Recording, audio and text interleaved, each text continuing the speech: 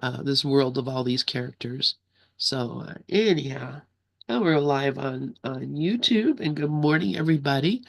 Put my camera on so you can see my shiny little face here, I think. So I hope. Hey, since I got this tech support here, uh, this computer did the same thing when you played that song as it does when I have music playing. As soon as I open Zoom, the music just it's muted, and you can hear maybe some of the words, but it's like gibberish. Huh, that's interesting. I don't, did Yeah. anybody else notice it that way? I don't know, but Mm-mm. It was loud. was it So loud? that No, I yeah. didn't hear I didn't hear one note of music. All I could hear was some of the words. And I noticed that's how it is. If I have a song playing, as soon as I open Zoom, all the music stops and you hear some of the words will come through. Yeah, so it's Zoom is, are you doing tech support Well, now? if let's see, do you have another speaker or earplugs on? No, no, it's just the computer speaker. So, and have you matched that up through the audio? You have to go to the audio down on the left and Yeah, audio. yeah, I've gone into the settings and I've tried every setting. Well, if Yeah, it's automatically adjust the microphone volume, if that's clicked, that can cause problem. So there's some little clicks and stuff that you need to make real sure you're not doing. Um, I love it, Joni tech support. I love it. well, that's for Maureen, but it's still I on. know, but still you are, Yeah. hi, sweetheart. Good to see you, man. So I'm going to talk to you about something later, not on YouTube. But anyways, so we are reading Never Forget to Laugh by Carol Howe. And it is the story of Bill Thetford, his life. And so I'm going to go ahead and put the book up. And Sharon and I have been reading this for a while. Uh, See, I could do, okay. This just this new, the way that they're in Zoom now is I weird. think we'll be reading this for a couple of years like you are with Bruce, because it's a It long could book. be. We have a Yeah. couple hundred more pages to go. Let's see. No, yeah, we're about 130 pages more to go. So it could be. Uh, all right. So do you want me to read since you've been talking for the last hour? Um, I don't think so. I mean, I'll read too, but I'm just getting things done here. Yeah, that's And what I'm yeah, asking you, if you want me to go yeah, ahead and yeah. start reading. Are you Okay. okay reading today? I mean, you can read a Absolutely. little bit? Okay. All Yeah, right. I Yeah. could read forever. Okay. Till my voice runs out and then I'll be but no, that's not happening. Okay, uh so uh uh s- so we're reading Never Forget to Laugh, and I think this is he is, if I recall, he had a heart problem and was supposed to be coming to Denver for Christmas, but he was unable to do that because he had AFib or something. He ended up in the hospital, um, in kind of, the first of several, I think, that, eventually took him. And, that's just so cool. Uh, it's all predestined. It's all set up so that, what happens to us, we move in and out of the story like this. And, the way he moved out of the story, you could foretell, he wasn't getting hit by a bus because he had this a lingering heart problem. So it's a part of the drama that you get caught up in. Oh, what's going to happen to him? Of course, we all know, but uh, anyway, so remember the observation about Bill's being as complex as a Chinese puzzle? In choosing to release his grievances, quiet his mind, and live defenselessly, Bill allowed the love that was the ground of his being and of everyone's to appear effortlessly. He was letting go of the learned untruth about himself. The word Bill's friends most often used to describe him was presence. Although inadequate, it is the closest available. Something happened around him. One felt lighter, more expansive. Some expressed it as a calming and radiant quality. Others said it was like the room became electrified or filled with an exuberant energy. In any case, it was a great influence in people's lives and left an indelible mark. And before I go into reading this thing she wrote from Zemke, I just wanted to say, who was talking yesterday about the Buddha, and that the Buddha was like that, he never got angry. He was kind. He treated everyone with utmost respect. Um, he valued everyone equally. Just this is exactly what the course is telling us we become as we go along, that we become that presence, that people will look at us and smile and feel loved whether we ever speak to them or not. They're just seeing or experiencing our presence, um, as this uh, as you were reading, as this expression of God's love, this expression of God's love, even though they may not see it, know what it is, but they know it feels different when they're around you. And if you've been around people who are like that, you can see, what that is, to be with someone who is just so at peace, so filled with love, so willing to give, that their self just melts into the background, and you just see them as this love. So this is how Bill was expressing as he went through the world, that people could see this. So I'm going to read what she says. Zemke speaks eloquently about this quality that everyone observed. You have 3 shades of rose red in his aura. But Zemke is a psychic, by the way, or a I guess, yeah, psychic is a good enough word.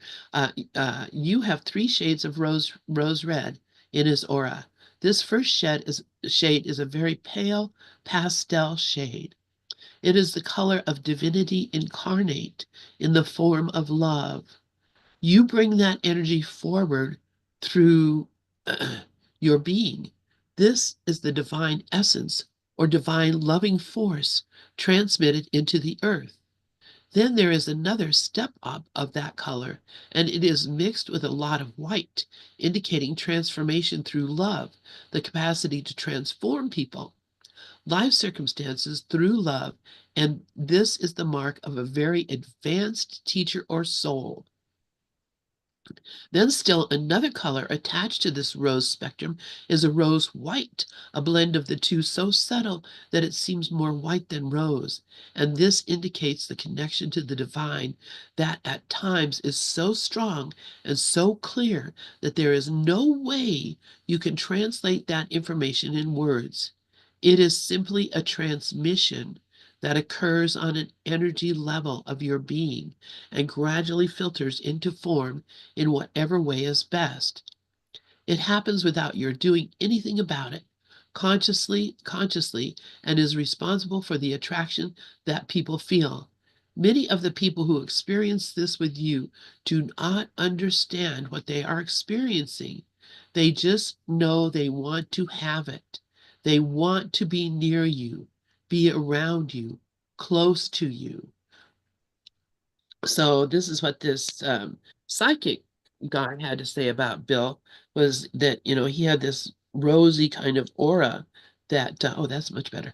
This rosy kind of aura that gave people a sense of comfort and a sense of being loved, and so they want to be around him. Now, not everybody sees that. I don't know how many in here have seen auras, or have had their auras be seen, have had people tell you about what your aura is. uh, I know Mandy does. She looks at your halo, she calls it, not your aura. It's a different thing.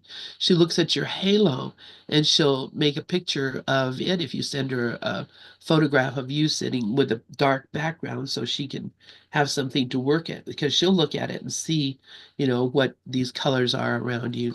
And she did do one of me some time ago, uh, which I'll have to bring up and show you. And she said, "Oh, it's different now." Mine's looks different now than it did. But anyway, I think Dove has his that she did of him some time ago also. But that's a different thing. This is he's talking about an aura that when he looked at Bill, he could actually see uh, this thing appear. So and that's it wasn't why people wanted to be around him, but that was, a part of his body. And it's true. I mean, our body is not just this thing that is ends at the toes and the fingers and the top of the head. Our body is the entire this this world, this universe is our body. And so we're being expressed through everything here because it's a projection of our mind. So, yeah, I could see that. All right. So, um, the following excerpts from many interviews help identify and explain more fully Bill's prominent qualities as listed at the beginning of this chapter. If presence was a term universally ascribed to Bill, several noteworthy subsets derive from it. A sentence from Dante's Paradiso succinctly captured so many people's subjective experience of him. And Carol Howe is just like she is so educated. I mean, she's just referring. She just it amazes me what a brilliant woman she is to write a book like this um, and be able to bring in these references, talking about, helping her to explain how this person that she knew was in the world. Okay, so a sentence from Dante's Paradiso succinctly captures so many people's subjective experience of him. Quote, "You are my sire, and you give me heart freely to speak my thought. Above myself, you raise me up. Wow, okay, okay. You are my sire, said I, that, not and I, said I. You are my sire, said I. You give me heart freely to speak my thought. Above myself, you raise me up.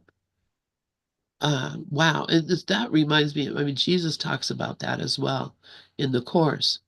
Or a more modern translation, you give me full courage to speak.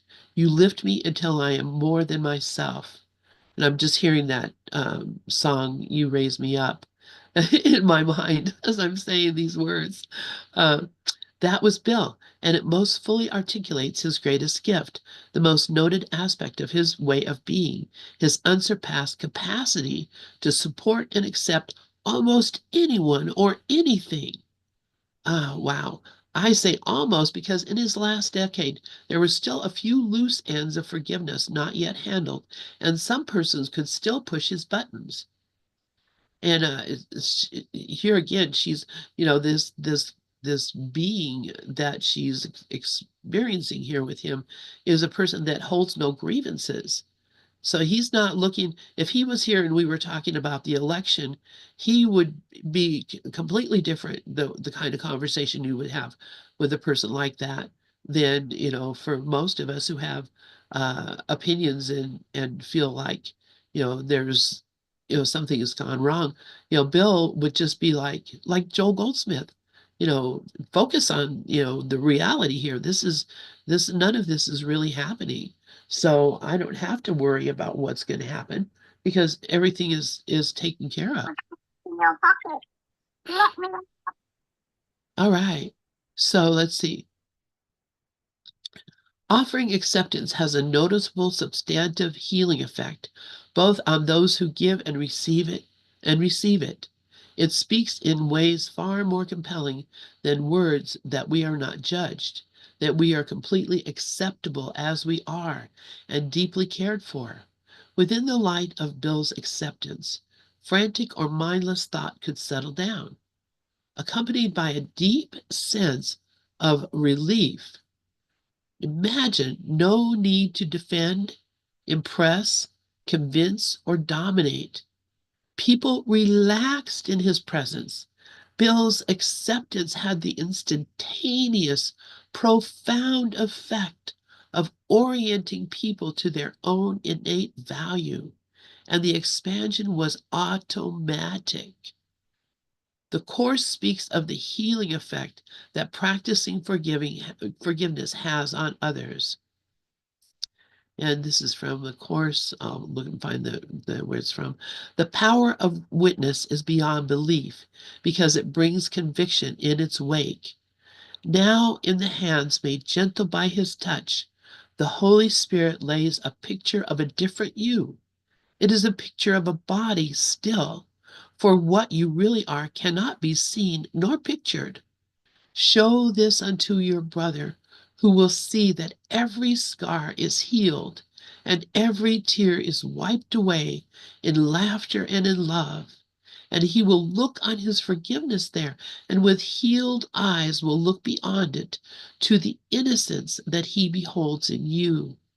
Here is the proof that he has never sinned, that nothing which his madness bid him do was ever done, or ever had effects of any kind, that no reproach he laid upon his heart was ever justified, and no attack can ever touch him with the poisoned and relentless sting of fear. Wow.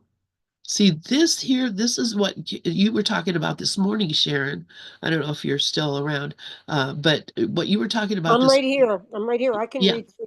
Yeah. Okay, so what I just read, what you were reading about the parents and the children, the parents that were so cruel to their children, or just people in any part of the world, this is where Jesus tells us that nothing that my brother has ever done had any effects of any kind.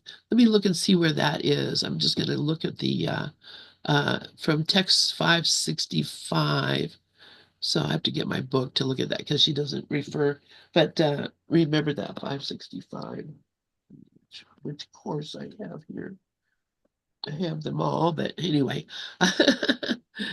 So what she's saying that Bill exuded this, that people, when they saw him, they felt accepted. Um, and remembered their own value, remembered the truth of who they were to some extent, I'm sure, because I can't imagine that, but that would be like how when people came in contact with Jesus and it shifted their perception, they became healed. And healing came from it. Uh, so, and that's what she's talking about here, is that he exuded this same kind of thing and did not attack, was not vindictive, or you couldn't insult him or upset him. For the most part, he just saw everybody as the Holy Christ, and being that way, it actually shifted the people around him, which is what, again, Jesus tells us in the Course. When we are able to uh, experience the Christ in our brothers, it will shift them. They will see something new about themselves, something more loving or kinder or more joyful about themselves. Uh, you know, I think in a lot of cases, well, in fact, I know if we look at our brothers and we look at them through the eyes of judgment, we see them as being cruel or evil or whatever. Uh, that affects them because because our minds are joined. They experience that from us, but they don't experience that from us and say, "Oh yeah, I'm being bad. I should be better." They experience that as attack. And so this is why it's so important that we watch our minds. And whenever we're getting involved in any kind of discussion or thinking about other brothers, that we don't condemn them and we don't uh, uh, judge them, but we only just see them, we judge them as being holy, we judge them as being the Christ. Whenever, if we can do that with, everybody, no matter what we think they've done, then they will no longer see themselves as being attacked because there's no attack. They will begin to see themselves as being whole and holy because that's what they are. But as long as they're defending themselves from these attacks, even if it's just, I'm thinking bad things about them, they're going to hear that. They're going to know that. Uh, they don't know I'm thinking bad things, but they're going to get that vibe that some hatred is being focused on them, and they're going to feel attacked. And then, of course, every ego just wants to attack back. So if you want to see a world where there's no attack going on, stop doing it. just stop doing it, because then you become the peace that brings about the peace of God, that brings about the salvation of the world. So, as she said, no need to defend, impress, convince, or dominate. When you are not defending, impressing, convincing, or dominating, people will relax. They'll feel comfortable. They will want to open up. They will not be afraid because you're not attacking them. And if you wonder, how am I attacking? Is something I'm saying attacking? Then you are. If you're wondering about it, you already know. If you suspect that something you said, like last night in our group, I felt like I was being uh, helpful, but I felt like I was being helpful. If that's not a feeling, I thought I was being helpful. I thought I was being helpful. Uh, and then uh, because I looked at the person's face who I thought I was being helpful to, and they did not appear to be joyful about my help. Uh, and that's one good thing about having this way of looking at each other on Zoom or whatever, because you can kind of see facial expressions and see how things are landing if you look. But anyway, I recognized that maybe I wasn't being so helpful, and maybe I was being attacking. And if I thought maybe I was, then I was. There's no doubt about it. You suspect yourself of being attacking, you're doing it. It's don't let yourself off the hook. Recognize that you're doing it. But and then afterwards, I thought about it, and I did some work on it with myself in my own thinking as well, knowing that I could let that person go because, I thought that person was oh, okay. Oh, shoot. Okay. So sorry, folks. Thank you, Mickey, for telling me. Oh, come on. Now I kept it. And Mickey's telling me that they can't hear me on Pal Talk, which I know is true. Sorry, Nigel. Sorry, guys. I have to go and fix it. And when I change this microphone, it just makes it sound so bad. You want me to read it, Lynn? Uh, sure, if you want to. Yeah, I think it's okay. I just switched the sound over. It just makes the sound worse. The sound is not good on Pal Talk. Either way, when I switch the microphone that way. So, but I am going to be getting a new computer and we'll be fixing that. So anyway, okay. So no wonder people were so drawn to him. It was like being absolved at the confessional, not as a ritual, but as an absolute and incontrovertible fact. Many still speak of the magic of being around him and the unforgettable experience of being unconditionally loved. Praise for him is so consistent that it might tend to sound worshipful, precisely what he would not want. Fair and balanced reporting would require my listing of as many complaints of Bill as glowing reports, but I would have to manufacture them. The representative quotes below, echoed by many others, express the power of his influence. Uh, So let's see. How about, yeah, if you want to read, Sharon, or anybody else wants to read, I'll turn it over to you because I know that I can control the sound better on Pal Well, you Talk. know what? You also are having, issues. Oh, hey, Mickey. All right. That's what she wrote. Okay. So where are we? Because I just lost the space. Okay, where we're at is, let me go back over here. Okay, Jason Kane reflects is where, Okay. okay. Huh. Jason Kane reflects. He was comforting. It's funny because something went in front of my. He was okay. What's so funny here? There's this color thing, and I can't see the letters. Like he was comforting in the sense that if there were pretenses, it didn't matter to him whatsoever. He was also going to stabilize the situation beyond any pretenses. Any situation, any situation. He knew what was true, and you could just take that lead from him. Bruce Gregory, a friend from New York, remembers. After a visit with him, I felt so free and at ease. Something about Bill's expansive, liberating, just be happy, just be loving, don't worry, qualified, took by osmosis. That is the answer for all of us. So barriers were loosening and crumbling. He was able to see more and to love more. And when you're around that, when you're not highly defended, you have this wonderful sense of loving acceptance as well as encouragement. It just fans the flame of spirit. Bill was very, very gifted in that sense. He would listen, was compassionate and encouraging, like, don't let that bother you. It's okay. Don't hold on to it.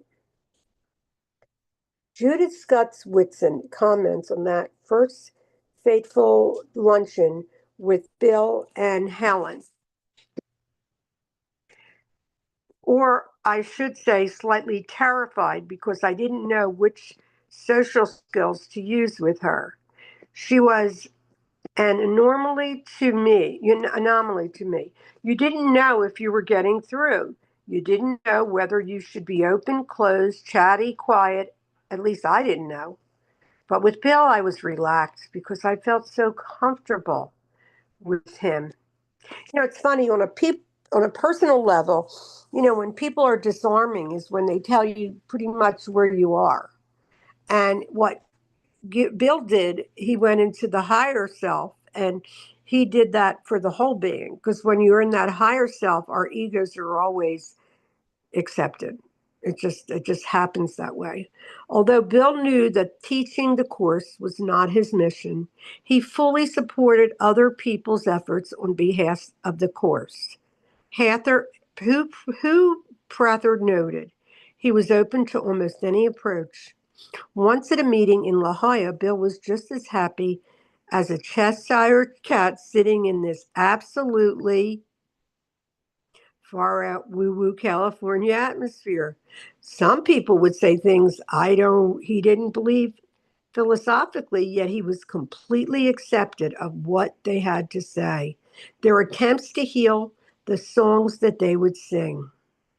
Also, I was impressed with his gentleness, his openness.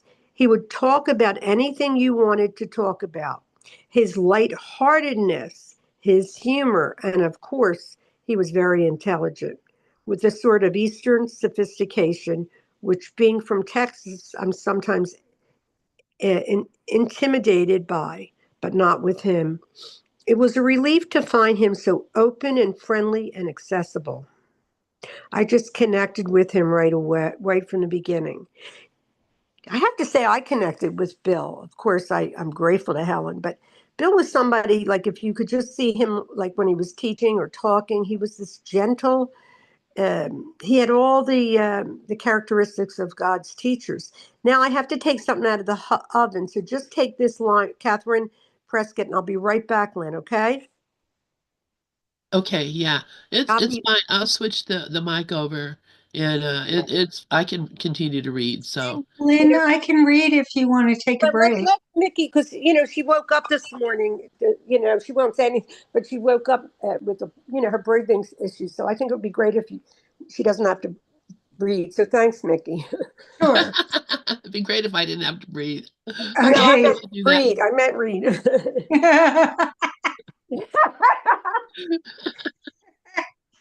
We're at Catherine Prescott.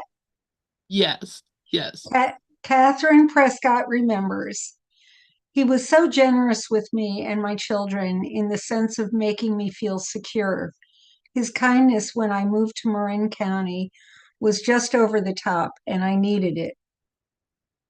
I was a single mother and scared. I never felt more deeply empowered by another human being. He helped me know in a profound way that I was okay. I could move towards self love or self acceptance because he showed his humanity so much. Being willing to be the bumbler. He put no weight on degrees of fame or anything. He was not impressed. That was interesting. He was also funny and cynical and made comments about everybody, including himself. He was always self-deprecating and always, we're just people. Aside from his funny, really ironic humor, as far as character, he was the actual living proof of unconditional love. His kindness and tender heart came through everything. Oh, and look at that picture of Bill. Aw, Diane, and I Sorincione. thank you. I always have such a problem pronouncing her name. Diane Sorincione, Jerry Jampolsky's wife, always felt supported with Bill. There was a time when, like so many others, I was consciously exploring the depths of my own spirituality. He gave me encouragement and support, not because he said, I'm going to encourage and support you, but our interaction simply gave me permission to be me and find my voice. He did that for a lot of people.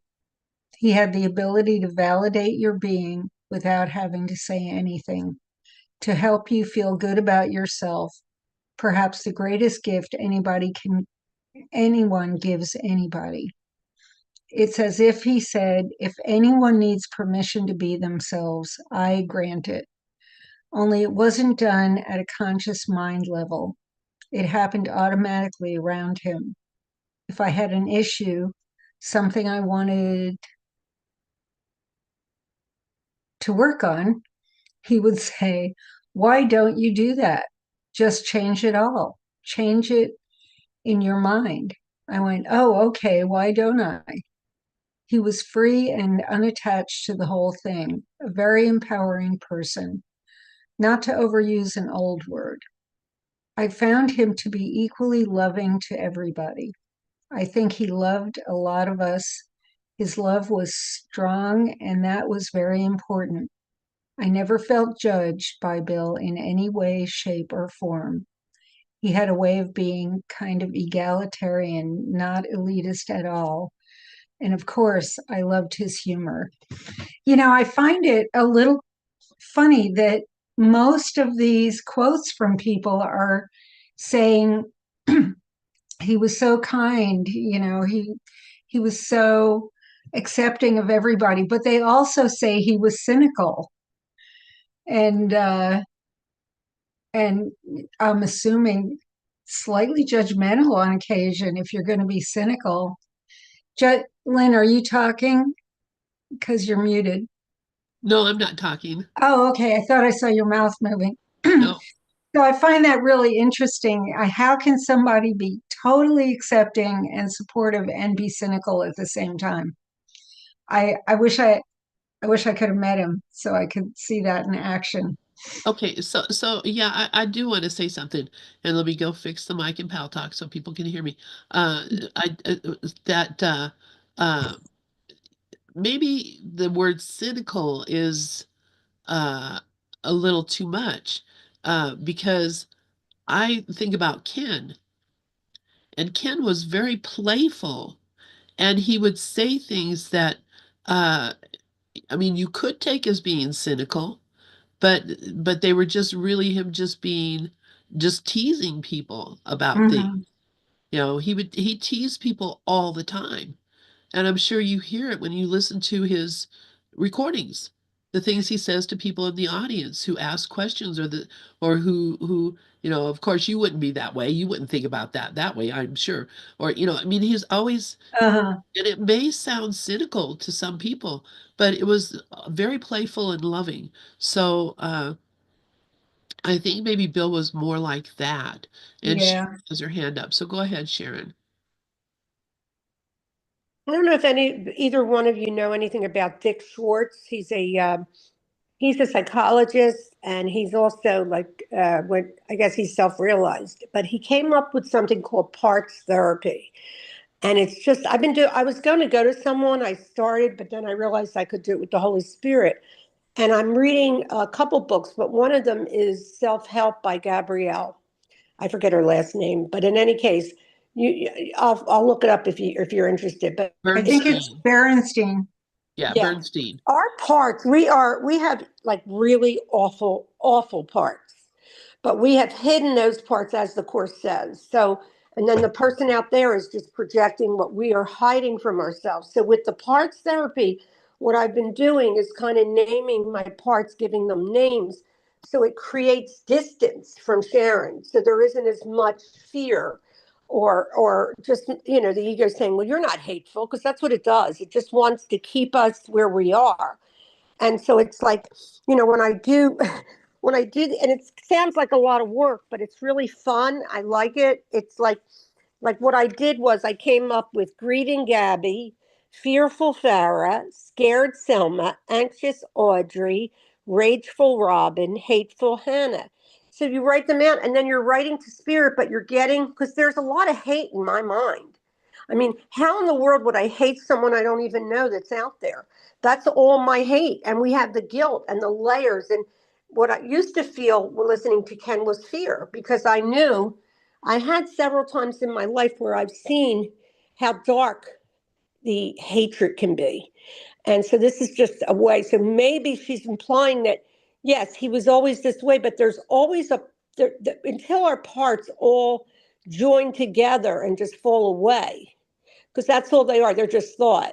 But it's just depending on who it is. But I do feel what Lynn explained too, because sometimes when you put a word out there, you don't know. So he could be cynical and kind.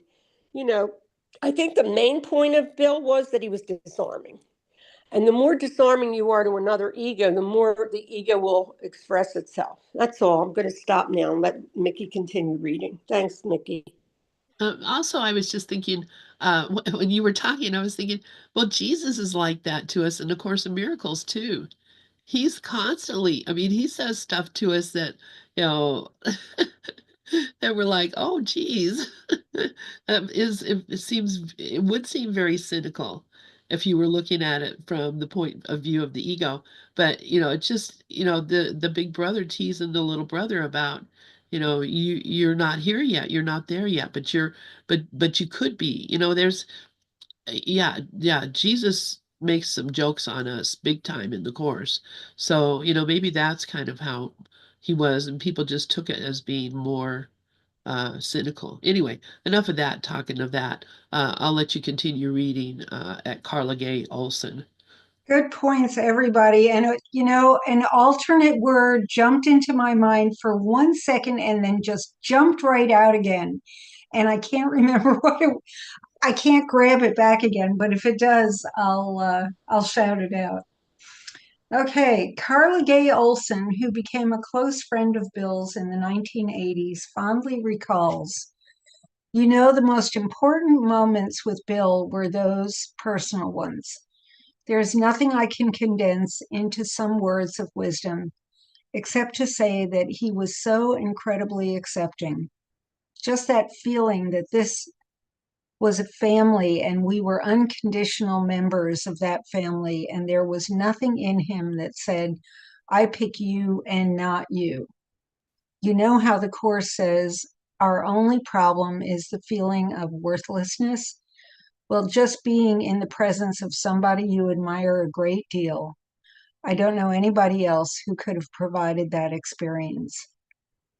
My older son, Greg, recalled from his experience as a young boy, it didn't matter what he said or what we did. I just remember what it was like to be around him. That was the key. When he was in the house, you could feel it. You could breathe a sigh of relief, like there was a way home. There was something about his presence that was so comforting and reassuring and had nothing to do with what he said. I always felt an endearing sense of calmness. He brought a sense of safety, which is the key point. People will naturally gravitate toward individuals like that because they want that sense of safety and peace and tranquility. It's an unbelievably powerful feeling. Most people have some hard edges. He seemed to have soft edges with nothing that made you feel rough or constricted or uninviting. When you were near him, everything was a little bit finer, a little more okay, more resolved, none of which quite do justice to what it was like to be around him. There was something about Bill that was almost angelic. Oh, here comes Tinkerbell. Leroy Almost Zemke. sound like drilling. Leroy Zemke made some interesting far out observations about Bill in the early 1980s. He indicated that he represented a new kind of awakened cosmic teacher, a living example of what's possible, a guru, but not in the traditional sense of the word. As he tuned into Bill, he picked up his awakened, heart-centered energy, a deeply integrated sense of holiness, almost a saintly quality. Bill would have had difficulty accepting any of that, certainly balking at the guru title. But the final outcome of his life gives credence to those earlier observations. Francis Vaughan remembers, he took himself lightly, but he never made light of other people's concerns. His presence was very even during times when he was not well or when he was struggling with some of his own issues. He was still able to give others loving attention. It's really funny, but the way these people are describing Bill is the way that I feel when I hear Ken Wapnick come on the radio early in the morning. It doesn't matter what kind of nightmare I might have had in the middle of the night or something that I'm struggling with, or if I don't feel well.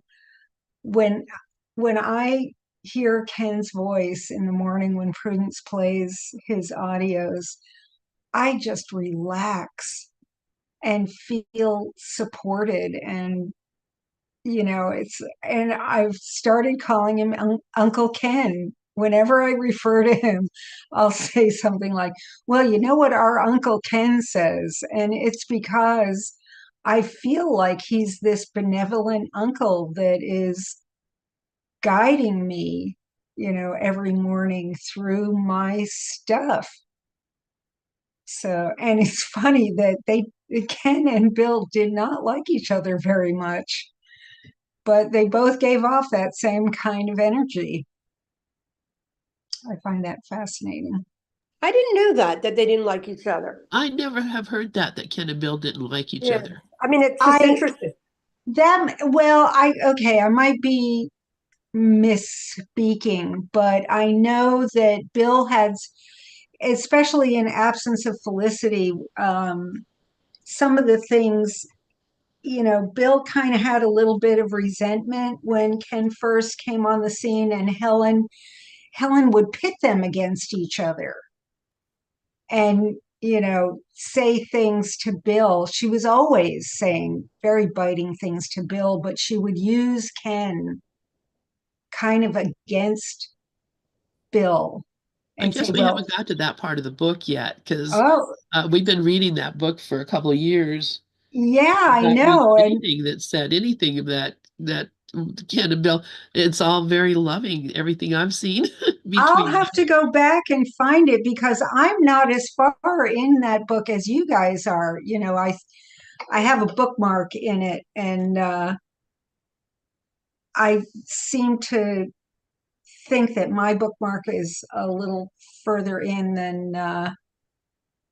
than yours is. But I seem to remember reading some stuff about when Helen and Bill would go at it, that quite often she would kind of cozy up to Ken and say, well, like I'm putting words in her mouth now, like, Ken's my little darling, oh and and and kind of because Ken agreed with her a lot. Ken was the one that went out shopping with her all the time, and stuff would get tense between them. And I remember one of them wrote, it might have been in this book, that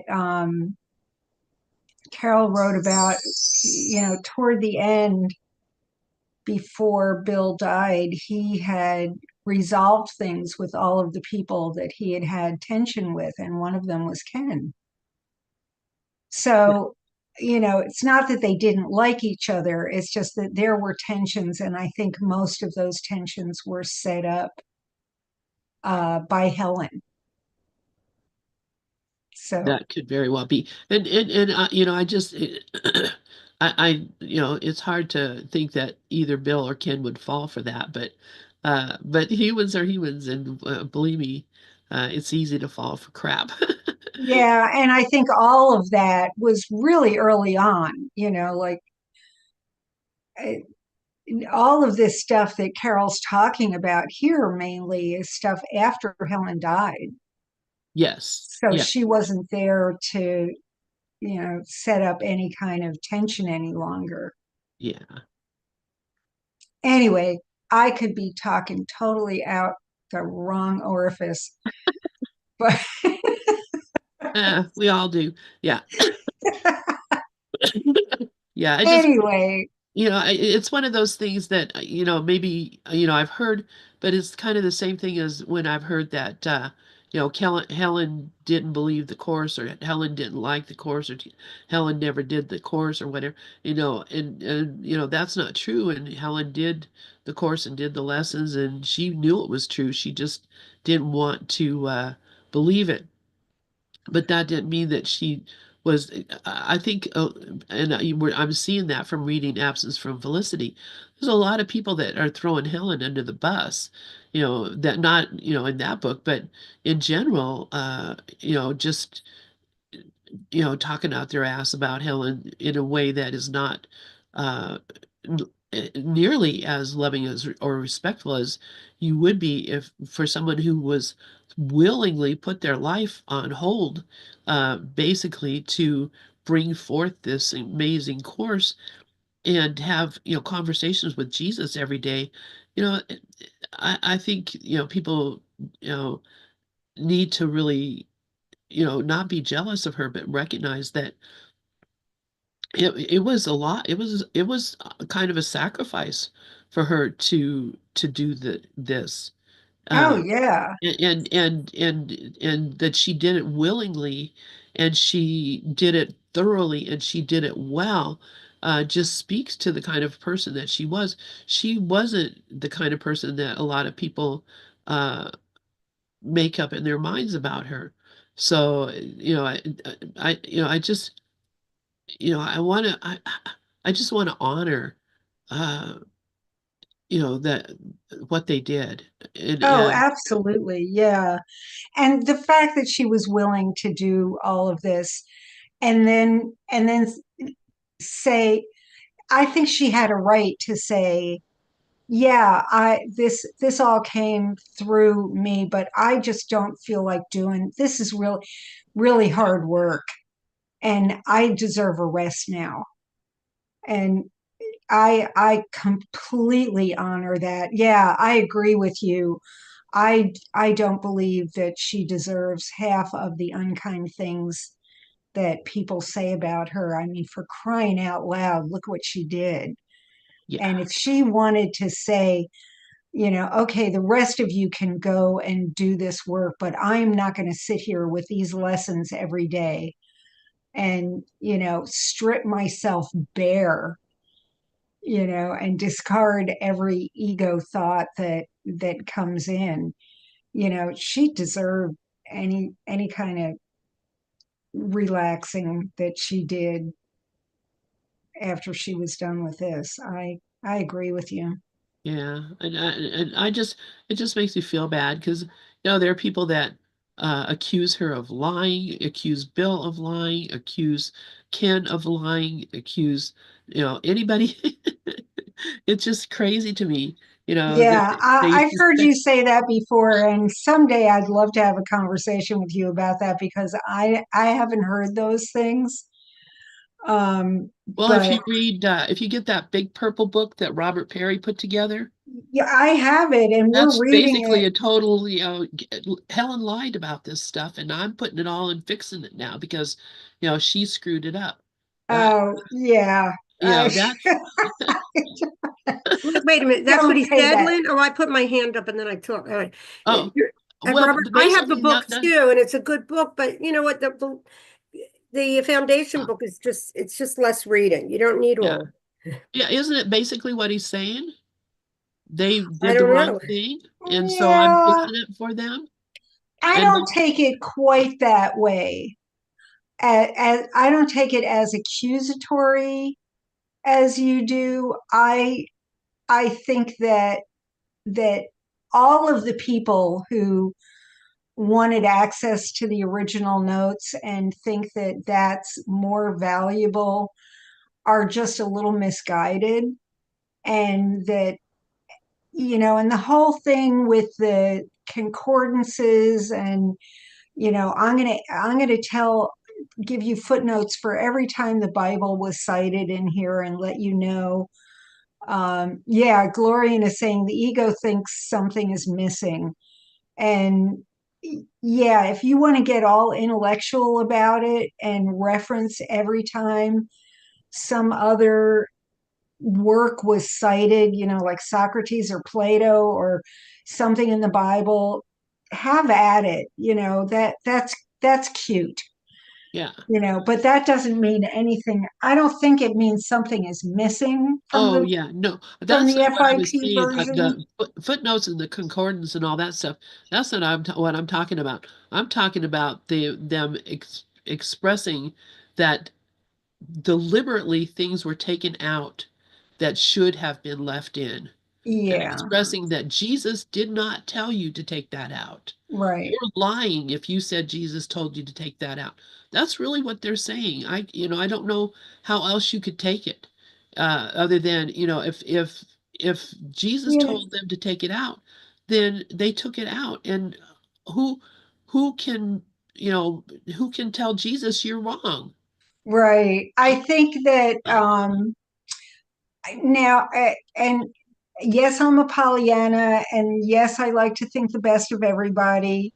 I don't think it's necessarily saying you're lying. I think it's saying you're misguided if you interpreted that as Jesus saying to take it out. Or I think that you might have misheard, or that might have been your own desire to leave some of that stuff that was personal to you and Bill out, or and that's cheating because you shouldn't leave out the stuff that makes you squirm a little bit, that you think is too personal.